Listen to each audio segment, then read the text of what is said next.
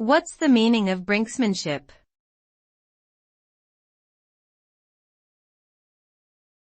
Brinksmanship.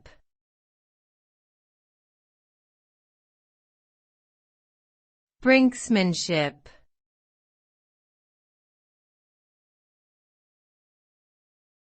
Brinksmanship.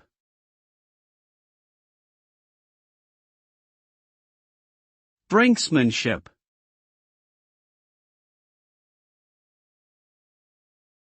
Brinksmanship is the practice of pushing a situation to the limit or brink of disaster in order to achieve one's goals. This term is often used in politics and diplomacy, where leaders use the threat of extreme actions to pressure opponents into making concessions.